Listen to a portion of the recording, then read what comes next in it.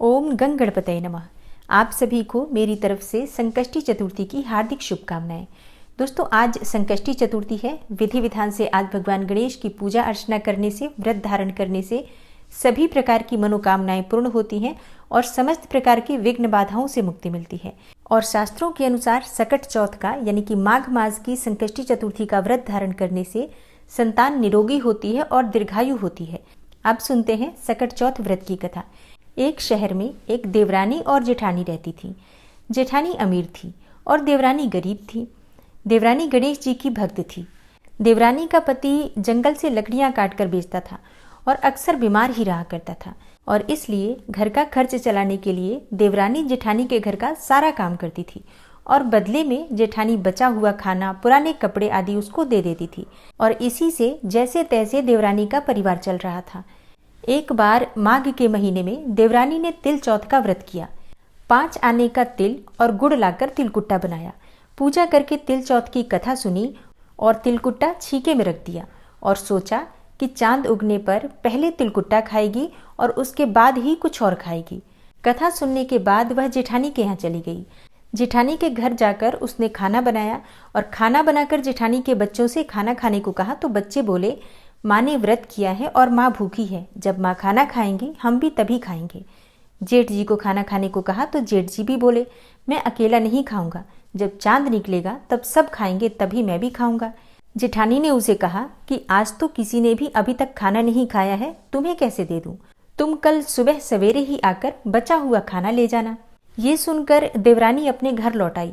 यहाँ देवरानी के घर पर पति और बच्चे सब आस लगाए बैठे थे कि आज तो त्योहार है, इसलिए कुछ पकवान आदि भी खाने को मिलेगा। परंतु जब बच्चों को पता चला कि आज तो रोटी भी नहीं मिलेगी तो बच्चे रोने लगे। उसके पति को भी बहुत गुस्सा आया और कहने लगा कि सारा दिन काम करके भी 2 रोटी नहीं ला सकती तो काम क्यों करती हो। पति ने गुस्से में आकर पत्नी को कपड़े धोने के धोवने से मारा। धोवना हाथ से छूट गया तो पाटे से मारा। वह बेचारी गणेश जी को याद करती हुई रोते रोते पानी पीकर सो गई। उस दिन गणेश जी देवरानी के सपने में आए और कहने लगे कि धोवने मारी, पाटे मारी, सो रही है या जाग रही है? देवरानी बोली, कुछ सो रही हूँ, कुछ जाग रही हूँ। गणेश जी बोले, भूख लगी है, कुछ खाने को दे। देवरानी बोली, क्या दूं? मेरे घर में तो अन्न का एक दाना भी नहीं है। जेठानी बचा खुचा खाना देती थी, वो भी आज नहीं मिला। पूजा का बचा हुआ तिलकुट्टा छीके में पड़ा है, वही खा लो। तिलकुट्टा खाने के बाद गणेश जी बोले, धोवने मारी, पाटे मारी, निमटाई लगी है, कहाँ निमटे? देवरानी बोली, पूरा घर पड़ा है, जहाँ इच्छा हो वहीं निमट लो। फिर गणेश जी बच्चे की तरह बोले, अब कहाँ पोंछूं? नींद में मग्न देवरानी को बहुत गुस्सा आया कि कब से तंग किए जा रहे हैं। सो नींद में ही गुस्से में बोली, मेरे सर पर पोंछ लो, और कहाँ पोंछोगे? सुबह जब देवरानी उठी तो यह देखकर हैरान रह गई कि पूरा घर हीरे और मोती से जगमगा रहा है। सिर पर जहाँ विनायक जी पोंछनी कर गए थे वहाँ हीरे के टीके और बिंदी जगमगा रहे थे। उस दिन देवरानी जेठानी के यहाँ काम करने नहीं गई। बड़ी देर तक राह देखने के बाद जेठानी ने बच्चों को देवरानी को बुलाने के लिए भेजा। जेठानी ने सोचा कि कल खाना नहीं दिया, इसलिए शायद देवरानी बुरा मान गई है। बच्चे बुलाने गए और बोले, चाची चलो, माँ ने बुलाया है, सारा काम पड़ा है। देवरानी ने जवाब दिया, अब उसकी जरूरत नहीं है, घर में सब भरपूर है गणेश जी के आशीष से। बच्चों ने घर आकर माँ को बताया कि चाची का तो पूरा घर हीरे और मोतियों से जगमगा रहा है। जेठानी दौड़ती हुई देवरानी के पास आई और पूछा कि ये सब कैसे हुआ। देवरानी ने उसके साथ जो कुछ भी हुआ था वो सब कह डाला। घर लौटकर जेठानी ने अपने पति से कहा कि आप मुझे धोवने और पाटे से मारो। उसका पति बोला कि भली मानस, मैंने कभी तुम पर हाथ भी नहीं उठाया है, मैं तुम्हें धोवने और पाटे से कैसे मार सकता हूँ। वह नहीं मानी और जिद करने लगी। मजबूरन पति को उसे मारना पड़ा। उसने ढेर सारा घी डालकर चूरमा बनाया और छीके में रखकर और सो गई। रात को चौथ विनायक जी सपने में आए और कहने लगे, भूख लगी है, क्या खाऊं? जेठानी ने कहा, हे गणेश जी महाराज, मेरी देवरानी के यहाँ तो आपने सूखा तिलकुट्टा खाया था, मैंने तो झरते घी का चूरमा बनाकर आपके लिए छीके में रखा है, फल और मेवे भी रखे हैं, आप जो भी चाहें खा लीजिए। बाल स्वरूप गणेश जी बोले, अब निपटे कहाँ? जेठानी बोली, उसके यहाँ तो टूटी फूटी झोपड़ी थी, मेरे यहाँ तो कंचन के महल है, जहाँ चाहे निपटो। फिर गणेश जी ने पूछा, अब पोंछूं कहाँ? जेठानी बोली, मेरे ललाट पर बड़ी सी बिंदी लगाकर पोंछ लो। धन की भूखी जेठानी सुबह बहुत जल्दी उठ गई। सोचा घर हीरे और जवाहरात से भर चुका होगा, पर देखा तो पूरे घर में गंदगी फैली हुई थी। तेज बदबू आ रही थी और उसके सिर पर भी बहुत सी गंदगी लगी हुई थी। यह सब देखकर जेठानी बहुत परेशान हुई और उसने कहा, हे गणेश जी महाराज, यह आपने क्या किया है? मुझसे रूठे और देवरानी पर टूटे।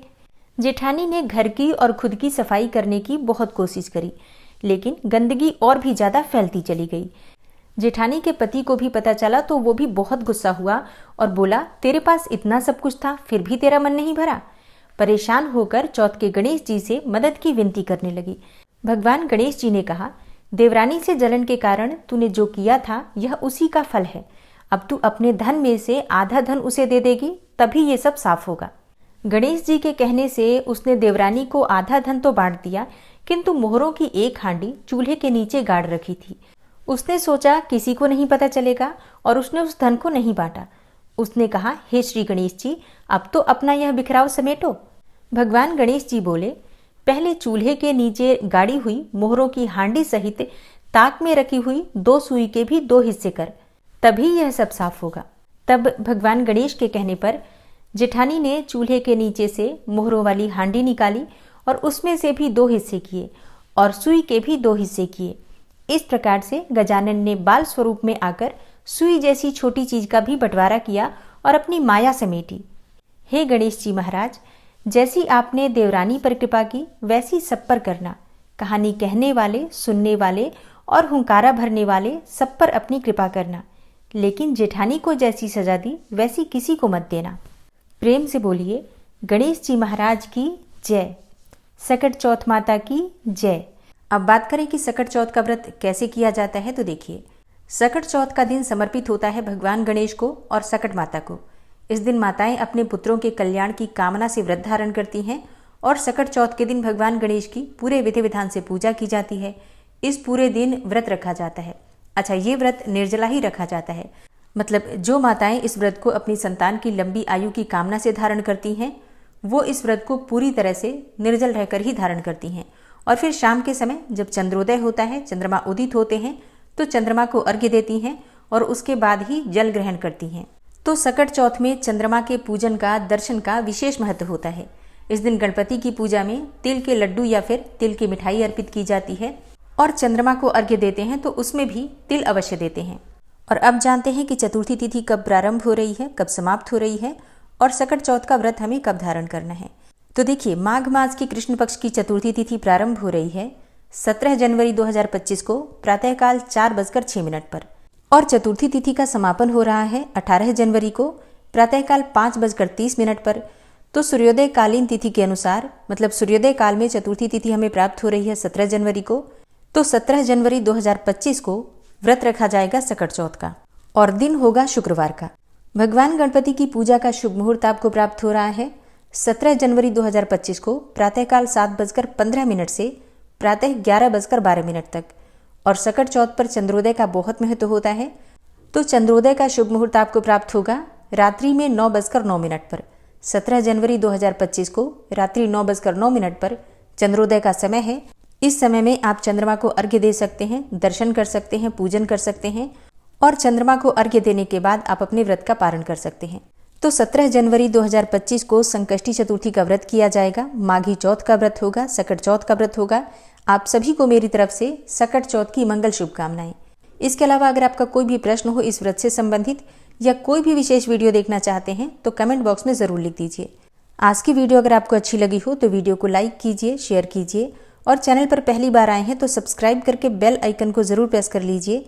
इससे ये होगा कि आपको सभी व्रत और त्योहारों की सही जानकारी सही समय पर प्राप्त हो जाएगी। मिलती हूँ मैं आपसे अगली वीडियो में, तब तक के लिए जय श्री राधे।